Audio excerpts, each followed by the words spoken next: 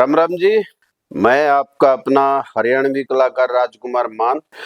दोस्तों, आज मेरा आप लोगों के सामने आने का एक प्रमुख कारण है, और वो कारण है दिल्ली के अंदर अभी विधायक के चुनाव आ रहे हैं। यानी कि हमारी दिल्ली का 5 साल के लिए भविष्य चुना जाएगा कि आने वाला 5 साल हमारी दिल्ली का भविष्य क्या रहेगा। भाई, अब हमने लगातार 10 साल एक ऐसे इंसान को गद्दी पे बिठाया जिसने सिवाय झूठ के हमें कुछ नहीं दिया।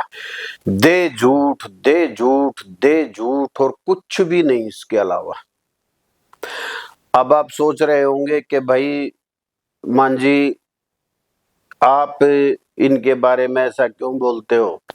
मैं दोस्तों बिना तथ्य के कुछ नहीं बोलता, जो भी कुछ बोलता हूं तथ्य के साथ बोलता हूं। इन्होंने 2015 में हमारे साथ वायदे किए थे। इनके वायदे क्या थे? सबसे पहले तो इन्होंने 64 दिन की सरकार चलाई कांग्रेस के साथ।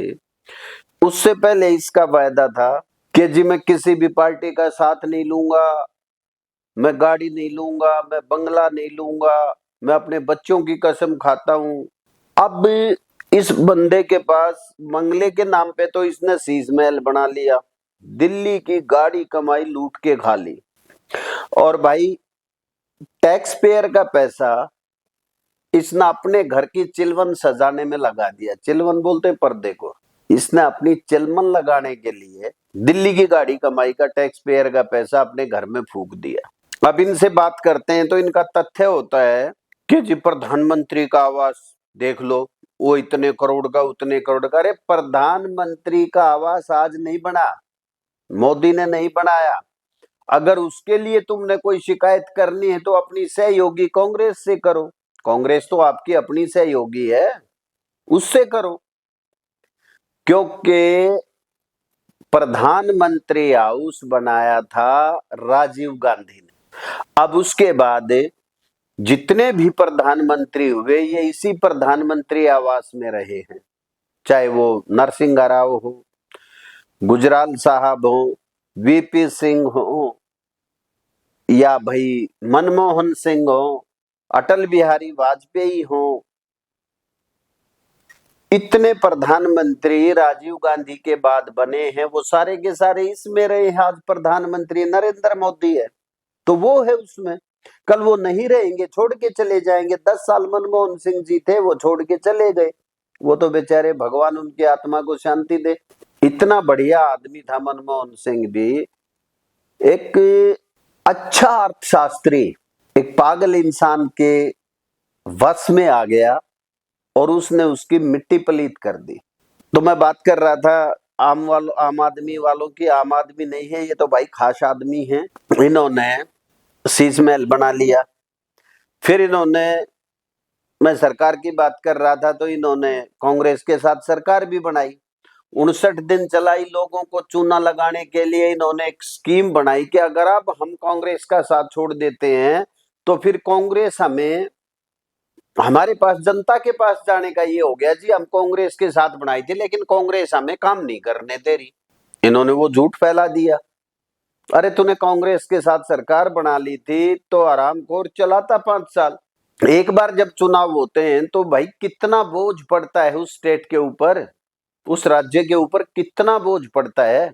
वो सारा पैसा पब्लिक का, टैक्स पेयर का ही तो पैसा होता है जो चुनाव में खर्च होता है। कोई बात नहीं, चलो इसको भी भूल जाओ। इसने अकेले में सरकार बनाई, फुल बहुमत, तो पूरी दिल्ली ने इनको 70 में से 67 सीट दी कि जी करो काम। अब इन्होंने 2016 में कहा मैं यमुना साफ कर, 15 में इसने पहले वायदे किए कि मैं यमुना जी को बिल्कुल साफ कर दूंगा। यमुना साफ कर सकते हैं। यमुना हमारे लिए पवित्र नदी है। यमुना के दोनों तटों पर छोटी छोटी झील बनाई जाएंगी और मुझे उम्मीद है आप हमें 5 साल दीजिए। 5 साल में यमुना को इतना खूबसूरत बना देंगे कि आप अपने बच्चों के साथ पिकनिक मनाने के लिए यमुना के तट पर जाना शुरू। लोगों ने इस पे एतबार किया कि भाई नई पार्टी आई है, कुछ अच्छा करेगी। इसने क्या किया? 16 में फिर एक वायदा कि भाई हम प्रतिबद्ध है, हमारी सरकार इसके लिए कमिटेड है, हम यमुना जी को साफ करेंगे। दिल्ली सरकार की तरफ से मैं कहना चाहता हूं कि यमुना को साफ करने के लिए हम पूरी तरह से प्रतिबद्ध हैं। 19 में फिर इसका दूसरा वायदा, अपने को यमुना साफ करनी है, यमुना नदी भी साफ करनी है। इसकी भी मैंने पूरी प्लानिंग करी है। यमुना नदी के अंदर 4-5 साल के अंदर आपको गोता लगवा देंगे, नला देंगे। 20 में फिर एक वायदा कि भाई हम अब नहीं कर पाए, आप हमें एक मौका और दो, अगले 5 साल में हम कर देंगे। आप लोगों में से कौन कौन गंगा नहा के आया हुआ है? काफी सारे। जो बुजुर्ग नहीं गए वो हमारी तीर्थ यात्रा का फायदा उठा के जरूर गंगा नहा के आए। और अगले 5 साल ये चुनाव छोड़ के अगले चुनाव के पहले आप सबको यमुना भी नहलवा देंगे। मैं आपके साथ डुबकी लगाऊंगा यमुना में, तो यमुना को इतना साफ कर देंगे। हमारे इंजीनियर्स और ऑफिसर्स को पूरी उम्मीद है कि हम 2025 फरवरी तक यमुना को जरूर साफ कर लेंगे। 20 के बाद 23 में फिर वायदा, मैं आपको बता दिया 2025 तक हो जाएगी। अभी बोला 2025 के चुनाव के पहले आप सबको लेके डुबकी लगवा के लाऊंगा। इस तरह करके आज तक इससे दिल्ली साफ नहीं होली। और 24 में तो इन्होंने एक बात पब्लिक क्या इंटरव्यू में बोल दी कि मैं राजनीति समझने लगा, भाई यमुना जी पे वोट नहीं मिलती। मैं अब थोड़ी बहुत पॉलिटिक्स तो समझने लगा हूँ। यमुना पे वोट नहीं मिलेंगे। जब गंगा जी साफ हो जाएगी तो हम यमुना जी भी साफ कर देंगे। तुम गंगा जी तो साफ करो। इसके लिए कोई भी काम सिर्फ वोट का साधन है, वोट मिलनी चाहिए। अब इसने 10 साल से मौलवियों को दे रहा था ये पैसे, हर एक मस्जिद में छोटे मौलवी को 12, बड़े को 18, यानी कि 30,000 रुपया पर मंथ दे रहा था। वक्फ बोर्ड को कोई भी अपना आरटीआई लगा के देख लो, ये 100-125 करोड़ रुपया वक्फ बोर्ड को दे चुका है, दहेज दिया है वक्फ बोर्ड को। अब इसको लगा के सनातनी इकट्ठा होता जा रहा है, सनातनी तुझे वोट नहीं देंगे। तो इसने क्या किया, अब एक सगुफा फेंक दिया कि भाई हम जो हमारे पुजारी हैं, हमारे ग्रंथी हैं, उनको भी सैलरी देंगे। और इधर पिछले 1 साल से 1.5 साल से दिल्ली में पैसा नहीं, मौलवियों को सैलरी मिली नहीं, वो मौलवी रोड पे हैं। अरे वृद्धा लोगों की पेंशन नहीं पहुंच रही, क्योंकि ये झूठा आदमी है। इसने पंजाब में यही झूठ बोला कि अगर हमारी सरकार आती है तो भाई मैं हर लेडीज को 1,000 रुपया पर मंथ दूंगा। आज 3 साल से ऊपर हो गए इनकी सरकार बने हुए, किसी भी लेडीज के खाते में 1,000 पैसे भी नहीं आए। क्यों भाई? फिर लोकसभा चुनाव से पहले इन्होंने लेडीजों के फार्म भरवा लिए, मैं आपको 1,000 रुपये दूंगा प्रत्येक लेडीज को। अब लेडीजों ने, जो बेचारी ये जितनी एनजीओ थी, इन्होंने सोचा लोगों का भला हो जाएगा। एनजीओ की जो कार्यकर्ता थी, उन्होंने धड़ाधड़ अपना समय खराब किया, अपना पैसा खराब किया और लेडीजों की फार्म भरवा दी। अब किसी को 5 रुपए नहीं मिले। इधर वो लेडीज जिनके फार्म भरे गए थे, वो उन एनजीओ वालों के सर हो गए कि भाई हमें पैसा दोगे, तो चेप हो गई उनको, भाई 1,000 रुपए दो। अब उनको लगा कि ये एनजीओ वाले खा गए पैसे को, जबकि उनको बेचारों को कुछ नहीं मिला। अब फिर इसने एक लेडीजों को भरमाने के लिए एक दाव फेंक दिया कि मैं 2,100 रुपए दूंगा। क्यों भाई? ऐसा देने वाला था तो भाई सरकार तेरी ही थी, 1,000 क्यों नहीं दिए? जो अब तो 2,100 की बात कर रहा, और कहां से देगा ये भी तो पता लगे ना, देगा कहां से? भारत के अंदर 40 करोड़ लेडीज हैं, 40 करोड़ हमारी माता बहन है, कहां से देगा 40 करोड़ लेडीज को? 2,100 के हिसाब से लगा लो पैसा, जितना पैसा बनता है उतना तो अपनी दिल्ली का रेवेन्यू भी नहीं है। इसने फिर क्या किया, जो सबसे साफ सुथरा बन के आया था कि मैं राजनीति बदलूंगा, इसने ऐसी राजनीति बदली कि शराब का टैक्स इसको बचने लगे 2% से 12%। ठेकेदार इसके अपने थे, रेट करा दिया, एक के साथ एक फ्री। पूरी दिल्ली शराबी नशेड़ी बना दी, नशेड़ी, गंजेड़ी, भंगेड़ी, पूरी दिल्ली में शराब बंटवा दी। नशा दिल्ली के अंदर खुला हो गया, कोई कहीं भी खाओ पियो, कोई दिक्कत नहीं। इतने घर बर्बाद कर दिए नशे से इसने कि आप पूछो मत। कोई घर पड़ोस में अगर 10 में से 5-4 घर तो ऐसे होंगे जिनके घर में डेली पी के जूत बजता था। इतनी सस्ती शराब कर दी, क्योंकि इसको तो अपने रेवेन्यू से मतलब था ना, जो इसकी जेब में जा रहा था पर्सनल, उसी से तो ये शीश महल तैयार हुआ है। ये पीएम हाउस का तो बोलता है, लेकिन ये देखो ना भाई, सीएम हाउस कोई परमानेंट थोड़ा ही है। सीएम हाउस को तो पीडब्ल्यूडी जहां चाहेगा वहां देगा 2 कमरे। सीएम हाउस कोई परमानेंट थोड़ा ही ना है। अब ये बोलते हैं कि जी हमारे बाद जो सीएम होगा वो रुकेगा। क्यों रुकेगा भाई? जब हमारे संविधान के अंदर ये चीज है ही नहीं, तो तू अलग से संविधान बनाएगा क्या?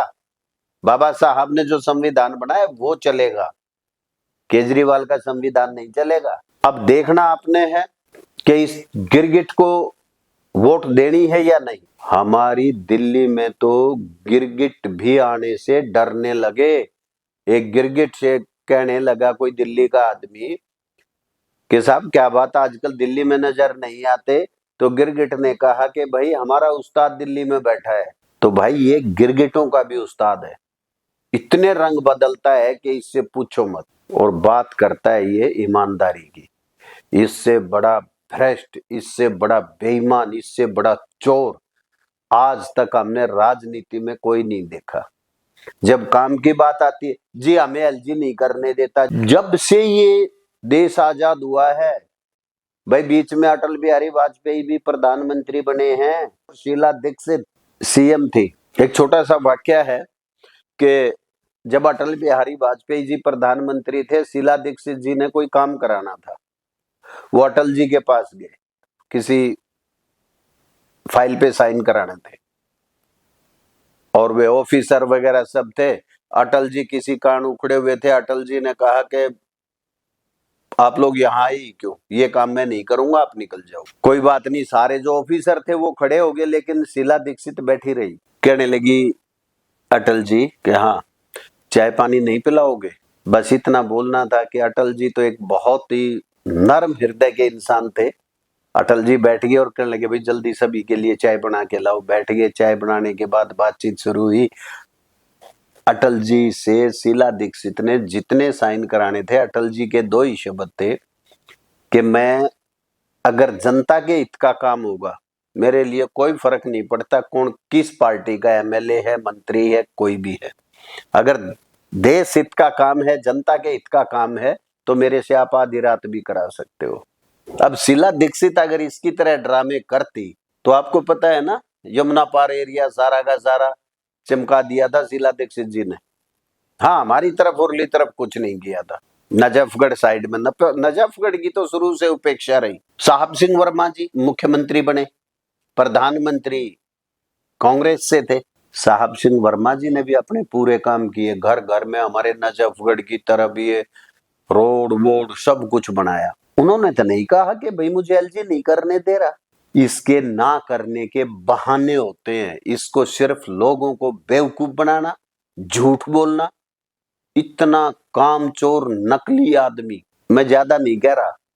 आपको एक बात बताऊं, इसी का एक साथी जो इसका क्लासमेट भी है, उसने बताया ये इतना गिरा हुआ इंसान है कि जो अपने बाप को मारता था। ये हमारा और आपका क्या होगा रे?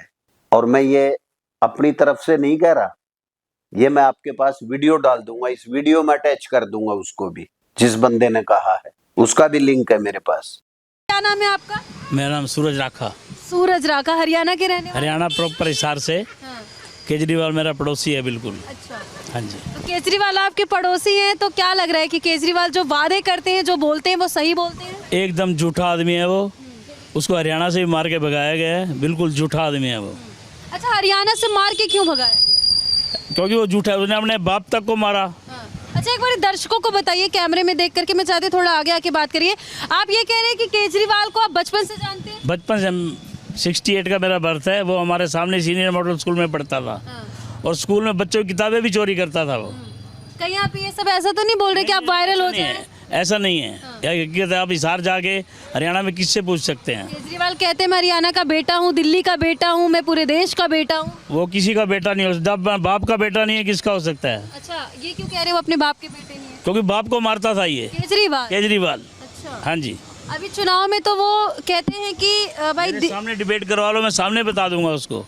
भाई नेम सूरज राखा, मेरा नाम भी जानता है वो। अच्छा, यस। अच्छा, कहते हैं कि आस पड़ोस के लोग जलते हैं सक्सेस देख करके, कहीं ऐसा तो नहीं कि केजरीवाल से उससे क्या जले, रोटी वो भी खाता है, रोटी हम भी खाते हैं, रोटी सारी दुनिया खाती है, ले वो हेरा फेरी की खाता है। आपको खुशी नहीं होती कि आपका ही पड़ोसी दिल्ली का सीएम रह चुका है? बहुत बड़ा दुख है ये, ऐसा गंदा आदमी, अगर सही होता तो कोई दिक्कत नहीं थी। अच्छा, केजरीवाल को आप गंदा क्यों बोल रहे हैं सूरज? वो है हर तरफ से गंदा है, वो झूठा आदमी है, अब बच्चों की कसम झूठी खाता है वो। अच्छा, अभी वो वादे भी कर रहे हैं बहुत सारे, महिला सम्मान। उसके बाप के पैसे हैं वो दे देगा, जनता के पैसे। बिजली का बिल जो कह रहा है ये, एक दुकान का 18-18 रुपये यूनिट बिल आ रहा है, ये झूठा है। वो सिर्फ बांग्लादेशियों को, मोमडन को वो करता है वो। क्या मतलब उनको सारी चीजें फैसिलिटी है। हाँ, ऐसे इंसान को मत दो यार, वोट मत दो, इसको भगाओ दिल्ली से। पूरी दिल्ली नरक बना दी, दिल्ली में कहीं खड़ा होने की जगह नहीं है। आप पैदल चल सकते हो ना, गाड़ी पे चल सकते हो, टू व्हीलर पे भरोसा नहीं, कब कहाँ की सेवर में समेत टू व्हीलर के जाओगे। नरक बना दिया। कहता था ना कि मैं दिल्ली को झीलों का शहर बना दूंगा, सच में इसने इतने झीलों का शहर बना दिया। एक छोटी सी बारिश होती है और पूरी दिल्ली के रास्ते जाम, जगह जगह पानी भरा होता है, गंदा सड़ता बदबूदार नाले का पानी जगह जगह भरा होता है। नरक बना दिया दिल्ली को।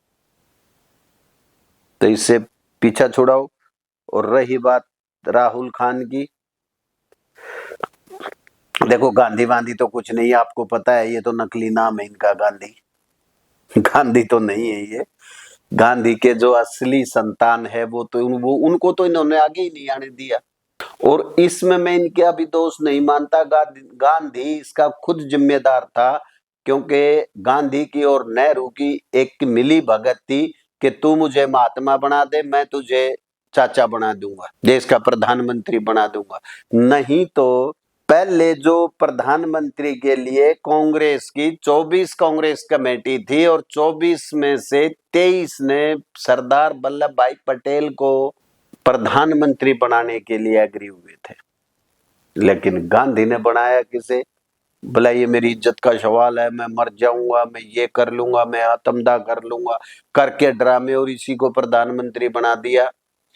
सबको पता है कि कश्मीर वाला लफड़ा नेहरू के हिस्से आया था, और हैदराबाद का निजाम जो था वो, और जितने के जितने रजवाड़े थे, नवाब थे, जितने गढ़ थे, वो सारे के सारे पटेल ने एकत्रित किए थे। जब नवाब पटेल जी को धमकी देने के लिए दिल्ली आया हुआ था, उससे पहले तो नवाब पहुंचा, इतनी देर में तो पूरा हैदराबाद कवर कर लिया था हमारी सेना ने। ये थे सरदार पटेल। और नेहरू ने कश्मीर का लफड़ा लिया है, बोला ये मेरी स्टेट है, मैं इसको अपने आप देख लूंगा। ऐसा देखा इसने, इतने अच्छे से देखा कि हमारा आधा कश्मीर पाकिस्तान को दे दिया और हमारे कश्मीर को हमसे ही अलग कर दिया। कांग्रेस की और भी बहुत सारी कमियां हैं जो अगर गिनवाने बैठे तो इसके लिए एक जीवन कम पड़ जाए, इतने गलत काम करे कांग्रेस ने। हिंदू विरोधी तो शुरू से थी, इनकी मानसिकता तो गंदी थी हिंदुओं को लेके, और इसी तरह ये केजरीवाल की मानसिकता थी। अब इसको लगा कि भाई हिंदुओं का वोट नहीं मिलेगा, हिंदू एकत्रित होता जा रहा है, तो अब इसने एक ड्रामा किया। कुछ स्वार्थी अपने आप को बड़े बड़े तिलक लगा के इसके साथ खड़े हुए हैं। वो सच पूछो तो वो सनातनी कहलाने के लायक भी नहीं है जो सनातनियों के ठेकेदार बनते हैं, क्योंकि केजरीवाल ने उन्हें कोई घूस दे दी, और घूस देने के बाद वो बिके हुए टट्टू स्टेज पे खड़े होकर सनातनियों के ठेकेदार बनते हैं। उसकी खुद की स्टेटमेंट मैंने सुनी है उस बंदे की, जो अपने आप को सनातनियों का ठेकेदार कहता है कि मैं भाई सनातन के लिए लड़ रहा था, मैं इनकी जो पुजारी इनकी तनख्वाह के लिए लड़ रहा था। फिर केजरीवाल ने कहा कि मैं इनको सैलरी दूंगा और जैसे आप चाहोगे वैसे उनको सैलरी मिलेगी। वो तो अपना लालच देख रहा था कि भाई मैं कैसे चाहूंगा। वो बिका हुआ टट्टू था, वो कोई सनातनी नहीं था। ऐसे लोगों के झांसे में नहीं आना, और भाई अपना वोट सनातन के नाम पे देना है। कौन तुम्हारे लिए अच्छा है, कौन बुरा है, अच्छे से सोच के और फिर वोट करना है। किसी की बहकावे में आके वोट नहीं करना है। हमारा वोट सुरक्षित वोट, सेफ वोट है, फूल पे। हमारा वोट जाना चाहिए सनातन के नाम पे। जो 14 से पहले, अब बहुत से लोग कहते हैं कि बीजेपी तो हिंदू मुसलमान करती है। मैं कहता हूं बिल्कुल सच कह रहे हैं, बिल्कुल सच कह रहे हैं वो लोग कि बीजेपी हिंदू मुसलमान करती है। और पहले जो पार्टियां थी वो मुसलमान मुसलमान करती थी, हिंदू तो उन्हें नजर ही नहीं आता था। देखो भाई, पहले जो बंदा खड़ा होके कश्मीर में आवाज मारता था कि मैंने 4 एयरफोर्स के अफसरों को कत्ल कर दिया, उसके लिए कांग्रेस स्पेशल चार्टेड प्लान भेजा करती। वो आया करता, आने के बाद उसको एसपीजी सिक्योरिटी मिलती और स्पेशल उसको लेने के लिए जाती है एसपीजी, और सीधी प्रधानमंत्री हाउस में उनका खाना पीना और रहने का इंतजाम होता था। जितनी देशद्रोही ताकतें थी वो कांग्रेस के साथ थी।